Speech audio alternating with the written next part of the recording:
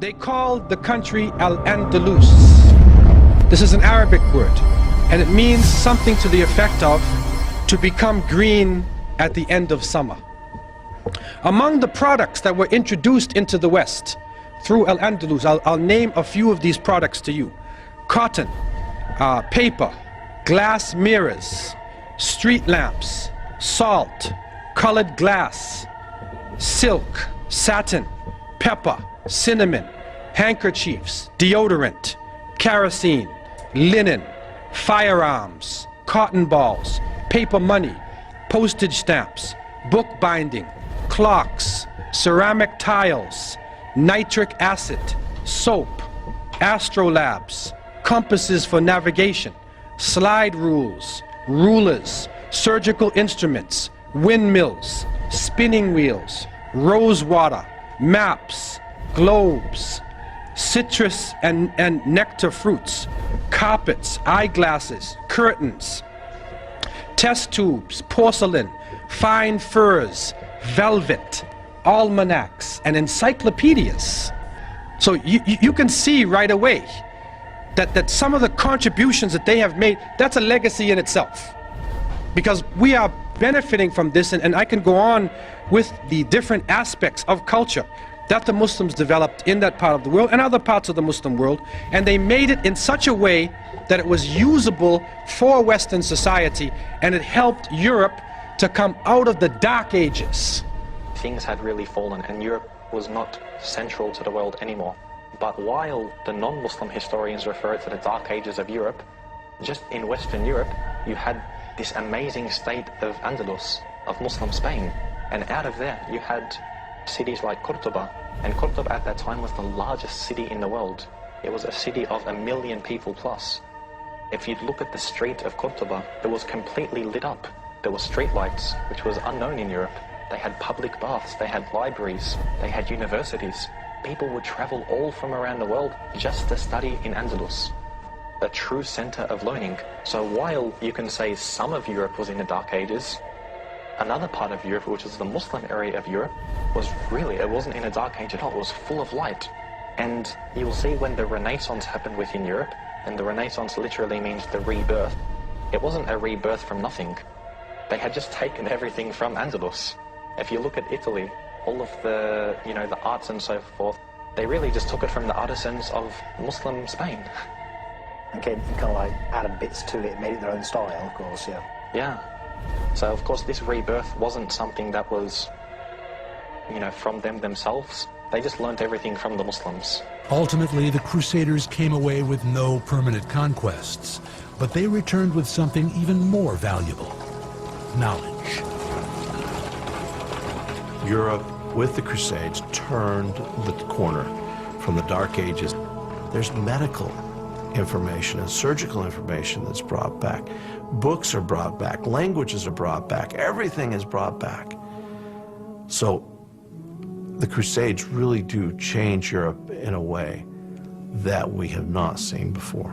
Europe was on the verge of one of the most productive and creative periods of its entire history. Things like the great Gothic cathedrals, the universities, the law courts and legal systems, all of those were created. So following this long period of darkness, there came a tremendous explosion of really brilliant cultural achievements. The Renaissance is back in, the lights are on, and everything is good. What happened between the year 700, to 1500? What happened in that time? It was the Dark Ages. It was the golden age of Islam. And I want to just talk about some of the contributions that were made by Muslims. And this can get very complicated. In mathematics, some of the achievements made, they began algebra and symbols and equations. Developed Arabic numerals, Sifr, 0, Arabic numeral system. They established a logarithm. They founded the general formula for solving third-degree equations. They founded trigonomic ratios, formulas, and equations. And you can continue to go on, and you'll see calculus and trigonometry and all of these areas of math have a debt to Islam. In physics, they established the science of power, or mechanics, They describe the center of gravity. They describe gravity. So when that apple hit Newton in his head, okay, he was probably reading an Arabic book, and it woke him up from his sleep, and then he turned to the page on gravity. But what comes to us, the apple hit him in his head, and they say he discovered gravity. Muslims had described gravity in details long before Isaac Newton. Also, they described mechanical properties of geometric bodies. They developed the hydrometer, aerometer, the lever, balance, scale. They measured specific gravity of different substances, invented the pendulum, the spring and wall clock. Also, you find in chemistry, they introduced atomic theory of matter. They developed processes of evaporation, sublimation, crystallization, distillation, filtration, pigmentation, melting. They introduced methods of steel making, metalwork. They developed procedures for dyeing of cloths and textiles. They established preparation methods of chemicals, sulfuric, nitric and hydrochloric acids, ammonium chloride, silver nitrate, mercuric oxide, chloride, sulfide, sodium. They developed chemical processes and methods for manufacturing of glass, soaps, perfumes, resins, oils, paints, paper, sugar, gunpowder. They introduced the uses of jars and flasks, scales and tubes, and you can go on in terms of the things they were introducing. In astronomy, they developed astrolabes and sextants, prepared star catalogs and tables of planetary motion, named over 200 stars with Arabic names. They proved the Earth as a spherical shape. They calculated the length of terrestrial degree, determined the Earth's circumference and diameter. They measured solar inclination angle. They charted the positions and orbits of stars and planets. In medicine, you find they performed gynecology, obstetrics. They wrote medical encyclopedias. They performed therapy procedures. They prepared mercury ointment. They discovered a blood circulation and described the pulmonary circulation and the function of lungs.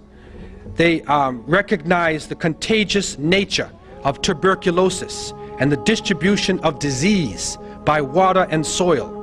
They performed surgical treatment of eyes, ears, and teeth. They used and described over 200 surgical instruments. Over 200 surgical instruments. It's amazing. They described 130 eye diseases, and they characterized 143 drugs. In pharmacology, they prepared alcohol, acids, nitrates, carbonates. They introduced the use of picrotoxin. They prepared chemical medicaments in pills and solutions. They established chemist shops for dispensing prescriptions. They introduced to Europe quite a number of medicines and herbs which betray their Arabic name. Al-Kanna, alcohol, alcohol. Alcohol is Arabic word. Al-Kali, alfalfa, camphor, cotton, hakim, jasmine, saffron, etc. In geography, they invented many geographic and surveying instruments and devices. They prepared many accurate and detailed nautical and land road maps of the world. They calculated and prepared ephemeris tables of ocean tides and seasonal winds. They described the lands and the natives of the New World in their reports. Now, someone would say, well, how do they know this? And you go on in astronomy, history, a number of subjects. How would they be so good in these subjects? I want to take two areas. In the area of geography and astronomy. So what is important about the stars and direction? What is important about the geography of the world? All of the Muslims, up until now, are concerned with direction. Because every time we pray toward Mecca. So therefore, wherever you are, you have to determine where Mecca is. So therefore, it was a natural thing for Muslims to get into the direction and always to be looking at the sun to know what time of day it is, because of the cycle of prayer. It's a natural thing. Also, pilgrimage to Mecca. Every Muslim should try to make pilgrimage to Mecca once in a lifetime. And so therefore, these complicated works in geography, like international road maps, were developed especially for Muslims to be able to travel from, say, China or India or West Africa or Northern Europe and travel to Mecca.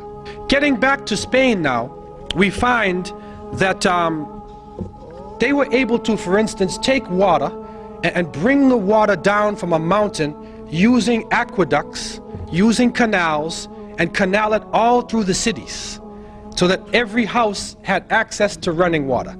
And they did that without destroying anything or damming anything up or blocking anything. They did it in such a way they were using gravity. This is a holistic way of approaching things. And if you go to Granada today, you will still see the waterworks are being used from the time of the Muslims. The water is flowing all over the place. And this was a great accomplishment that they made.